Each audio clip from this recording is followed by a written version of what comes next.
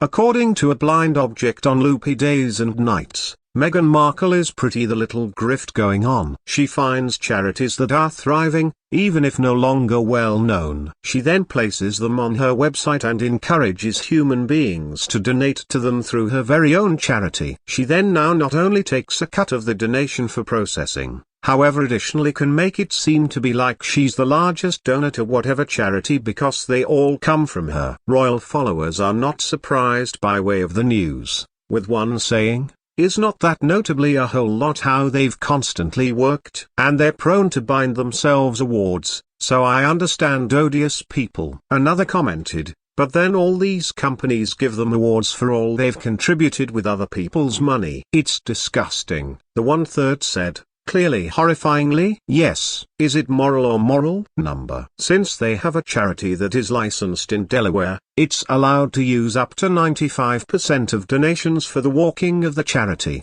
such as paying salaries, advertising and such. So the cash that they preserve are just administrative expenses. In the meanwhile, the charity solely gets 5% of the donated funds. The Harcourts do a lousy lot of pledging, like the supposed $1 million they pledged Ultimate Week to Female in Need, however never a good deal as real verifiable donating. The announcement that Archwild was partnering with the Ving undertaking came the day after Valentine Lowe's ebook Courtiers used to be released.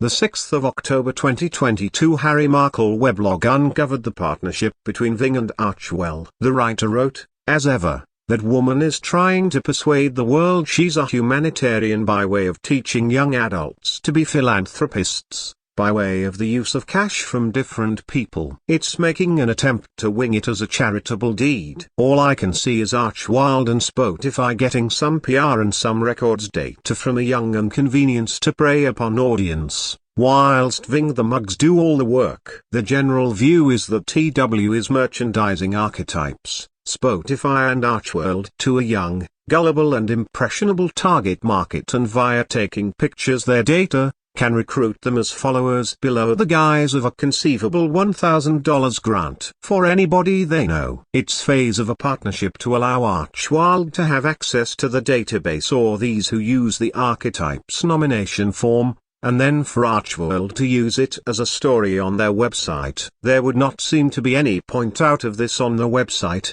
and if any statistics will be shared, is this a records mining workout below the guise of attracting teens to provide up their private details? Meanwhile, a charity champion by way of Meghan is facing an investigation after it emerged the mother and daughter at his domestic have been paid almost $2 million in much less than 5 years. In a dramatic move, the Charity Commission launched the probe into One Young World simply days after photographs of Meghan and the Duke of Sussex taking at the charity's annual summit in Manchester in September were published. One Young World describes itself as a global forum for young leaders as they enjoyed a soaring public profile thanks to Meghan, who became one of its councillors in 2014. Meghan instructed delegates in Manchester she was once overjoyed how he was in a position to join her to witness firsthand my respect for the organisation. It's printed that the regulator has intervened amid worries that eye-watering pay and gain programmes exceeded to senior bosses at the charity. The One Young World's chief executive, Kate Robertson,